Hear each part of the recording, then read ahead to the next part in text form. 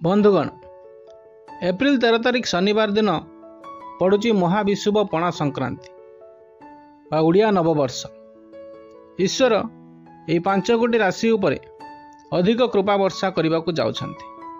यही 5 कोटी राशिर व्यक्ति मानकर सबु कार्य को समस्ते प्रशंसा करिवे। घरे खुशीर वातावरण रहिबो। पुराना बंधुंक सहित देखा होई पारे एवं नूतन बंधु मध्य आपण बनाई पारिबे एवं एई बंधु माने आपणଙ୍କୁ सबु क्षेत्र रे सहयोग करिवे। धन प्राप्तिर जोग बनुची। तेबे एथि मध्यरु आपणकर राशि मध्य थाई पारे। तेबे आसंतु जानिबा सेही भाग्यशाली राशि गुड़िक विषय रे। एही 5 कोटी राशिर विद्यार्थी माने जदि कौनसी परीक्षा पाई प्रस्तुत होइथांती तेबे सेमाने सेथिरे सफल हेबे। कौनसी नुआ जान किनिबा को मन बळाई पारंती। घरे कौनसी खुशी खबर सुनी आनंदर वातावरण लगी रहिबो। आर्थिक स्थिति सुदृढ़ हेबो। व्यवसाय रे लाभ हेबो। जेउ माने चाकरी करूछंती सेथिरे पदोन्नति मध्य हेबो। सहयोगींक सहयोग प्राप्त हेबो। आपण कौनसी जिनिस किनिबा पाई चेष्टा करिवे। आपण निज व्यवसाय एवं कौनसी कार्य को नहीं सावधान रहिबे।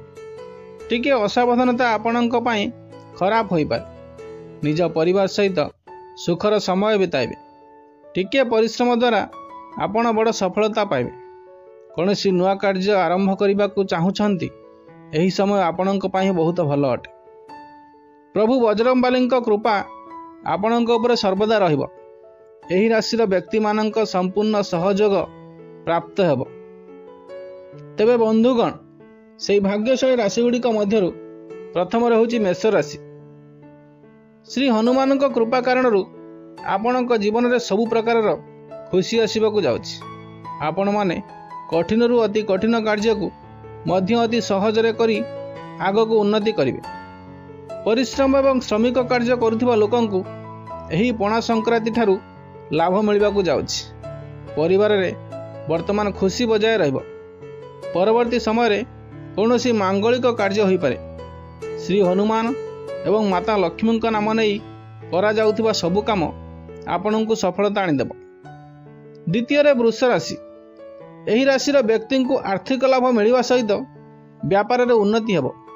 घर परिवार सुख शांति एवं समृद्धि देखादेव। आपणଙ୍କ जीवन रे आसीबाकु थिबा सबु प्रकार दुख कष्टर अंत घटिबाकु जाउछि। चाकरी करुथिबा व्यक्तिंक पई एही पणा संक्रांति पर समय अत्यंत शुभ रहिबो। एमानंक प्रेम जीवन रे मध्य खुशीर माहौल लागी रहिबो। तृतीय रे सिंह राशि। एही राशि रे व्यक्ति विशेषंक उपरे श्री हनुमान एवं माता लक्ष्मींकर अपार कृपा वर्षा हेबाकु जाउछि। जीवन रे बहुत बड़ सफलता मिलिबार सुयोग रहिछि। आपणଙ୍କୁ आर्थिक संकटर मुक्ति मिलिबो। आपण माने दिन राति परिश्रम करी उन्नति करने सहित गोटे नुआ परिचय सृष्टि करि पारंती। आपण माने महत्व कार्य रे निर्णय नेबार सफल हेबे। तृतीय रे कन्या राशि। पणा संक्रांति परठारु एही राशिर भाग्य मध्य बदलिबाकु जाउछि। घरे सुख समृद्धि एवं धनर आगमन हेबो। जहा द्वारा सामाजिक प्रतिष्ठा क्षेत्र रे आपणक भाग्य उज्जवल हेबो। व्यापार वाणिज्य क्षेत्र रे लाभ हेबार पूरा संभावना रहिछि। चाकरी क्षेत्र रे उन्नतिर बड़ खुशी खबर आपण मानकु मिलिबाकु जाउछि। धन वृद्धि सहित चाकरी रे प्रमोशन मिलिबाकु जाउछि। चतुर्थ रे तुला राशि। एही राशि रे व्यक्ति को एही पणा संक्रांति ठारू जीवन रे अपार सफलता मिलिबाकु जाउछि। घर को सुख समृद्धि एवं धनर आगमन होई पारे। आपण एही पणा संक्रांति ठारू किछि नुआ करी देखाई पारंती। बेरोजगार युवकंकु नुआ चाकरी मिलिबार संभावना रहिछि। नुआ कार्य रे आसुथिबा विघ्न एबे दूर हेबाकु जाउछि। आपणଙ୍କୁ सामाजिक कार्य करिवार अवसर प्राप्त हेबो।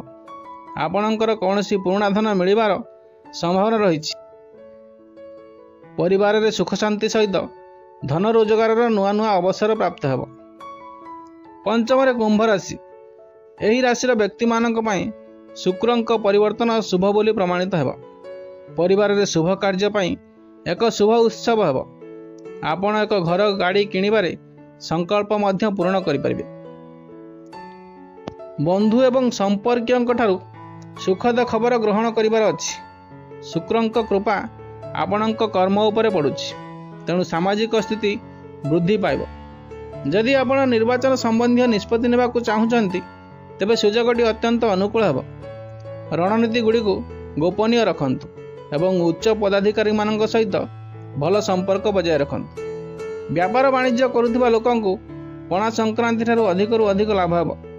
आपणक सफलता को देखि आपणक शत्रु वर्तमान अधिक उग्र होई उठिबे एवं क्षति करने को चेष्टा करेंगे, किंतु आपण भयभीत हबार आवश्यकता नहीं, कारण शत्रु माने सेमानंक चेष्टारे विफल हेबे। विद्यार्थी को सेमानंक गुरुजनंक ठारू कौनसी बड़ सम्मान मिल पारे।